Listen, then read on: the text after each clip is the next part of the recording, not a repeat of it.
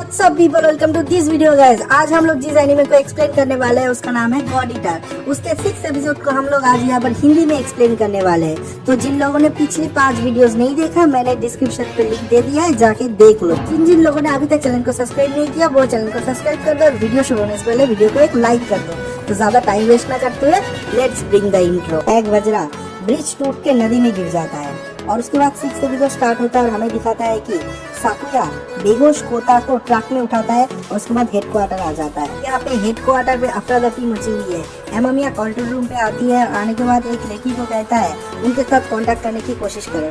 तो वो लड़की कहती है लिंका और एलिसा का GPS हमने ट्रैक कर लिया है लेकिन उनके साथ कांटेक्ट नहीं हो पा रहा है। तो वो एमामिया कहता है उनके पीछे एक सर्च टीम भेजो। तो वो लड़की कहती है हमारे पास कोई एक्स्ट्रा गॉड ईटर है ही नहीं, उनको उनके पीछे भेजेंगे किसको, और जितने गॉड ईटर थे वो सारे के सारे मिशन पे जा चुके हैं। तो वो लड़की कहती है क्या मैं बाहर से मिशन से किसी गॉड ईटर को बुला लूँ। तो एमामिया कहता है नहीं, अभी भी एक समय बहुत ज़्यादा कीमती है। और उसके बाद सीन चेंज होता है और सीन चेंज होने के बाद हमको सीधा लिंका को दिखाता है कि उसका होश आता है। वो पानी में आधा कीचड़ में डूबा हुआ है और उसके बाद वो उठता है लेकिन उसकी हालत भी बहुत ज़्यादा खराब हुआ होता है। उसके मुंह से खून निकल रहा होता है और उसके बाद वो देखता है कि दूर पत्थर पे वहाँ पे एलिसा पड़ी हुई है। तो एलिसा को उठा के वो थोड़ा सा साइड में लाता है और लाने के बाद देखता है कि वो अनकॉन्शियस है। तो उसके बाद उसके सीने को दबाने लग जाता है। बहुत देर दबाने के बाद, मतलब समझ सकते हो क्या दबा रहा है क्या नहीं दबा रहा है, मैं कुछ नहीं बोल रहा। तो बहुत देर दबाने के बाद उसके मुंह से पेट से जो पानी घुसा था वो पानी बाहर निकलता है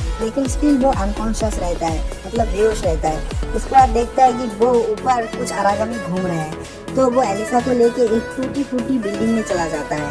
एक भयानक सा सपना देखने के बाद एलिसा को होश आ जाता है। होश आने के बाद वो देखता है कि वो भी एक बेड पे लेटी हुई थी और नीचे लिंका बैठा हुआ है। तो उसे देखने के बाद लिंका कहता है थैंक गॉड तुम्हें होश आ गया है। तो एलिसा कहता है मैं कहाँ पे हूँ। तो लिंका कहता है हम लोग नदी में गिर गए थे और नदी में बह के बहुत दूर आ गए और मैं तुम्हें यहाँ पर लेके आया हूँ। उसके बाद एलिसा कहता है वो ब्लैक वज्रा कहाँ पे है। तो लिंका कहता है मुझे नहीं पता वो ब्लैक वज्रा कहाँ पे है। उसके बाद एलिसा अपना दवाई लेती है। इसमें एक ही सिर्फ टैबलेट होता है तो वो उसे खा लेती है। वो बेसिकली एक ऐसा दवाई है जिससे डर नहीं लगता, डर कम हो जाता है। उसके बाद एलिसा पूछती है कि मेरा गॉड आर्ट कहाँ पे है। तो लिंका कहता है मुझे नहीं पता तुम्हारा गॉड आर्ट कहाँ पे है, मैंने उसे ढूंढने का कोशिश किया लेकिन मुझे नहीं मिला। तो उसके बाद एलिसा खुद ही उठ के अपना गॉड आर्ट ढूंढने के लिए बाहर निकल रहा होता है। तो देखता है कि लिंका गिर के बेहोश हो जाता है। तो एलिसा उसे इग्नोर करके बाहर जा रहा होता है।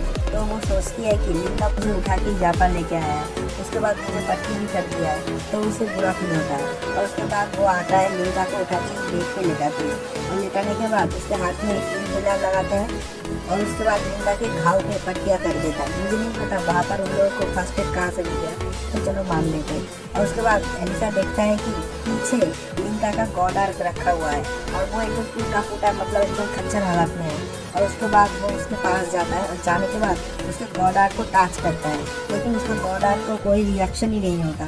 तो एलिसा समझ जाती है कि उसका गॉड आर्क मर चुका है। और उसके बाद एलिसा भी उसी जगह पे बैठ जाती है जहाँ पर लिंका लेटा हुआ था और उसके बाद वो उसके पास्ट के बारे में सोच रहा होता है। तो एलिसा उसके पास्ट के बारे में सोचता है कि जब वो बहुत छोटी थी तो वो तब उसके मॉम डैड के साथ लुका छुपी खेल रहा होता है और वो एक अलमारी में जाके छुप जाता है और उसके बाद उसका मॉम और डैड उसे ढूंढने लग जाता है। लेकिन तभी वहाँ पर बहुत सारे आरागमियों ने हमला कर दिया था और उन आरागमियों को आवाज़ सुन के एलिसा तब बहुत छोटी थी और वो बहुत ज़्यादा डर गई थी और वो अलमारी से बाहर नहीं निकला था। और तभी उसके मॉम डैड उसे ढूंढते हुए उस अलमारी के सामने आते हैं लेकिन उसे ढूंढ नहीं पाते।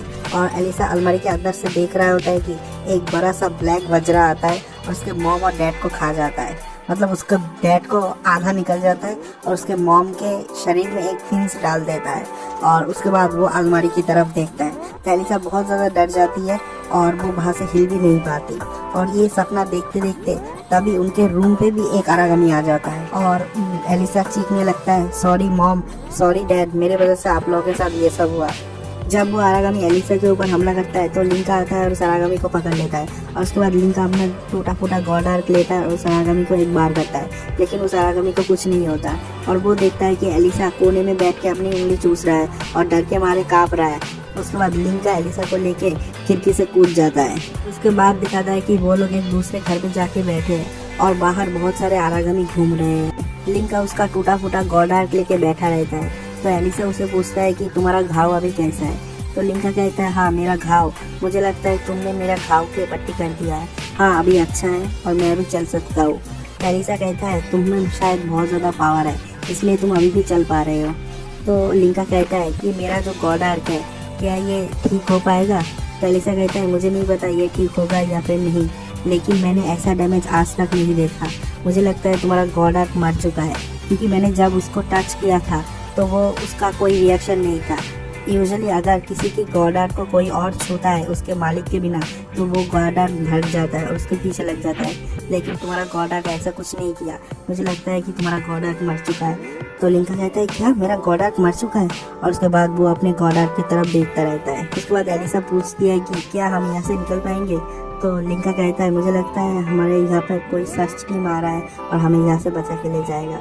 तो एलिसा कहता है काश कि मेरे पास अभी मेरा गॉड आर्क होता तो हम लोग थोड़ा सा और सेफ होते।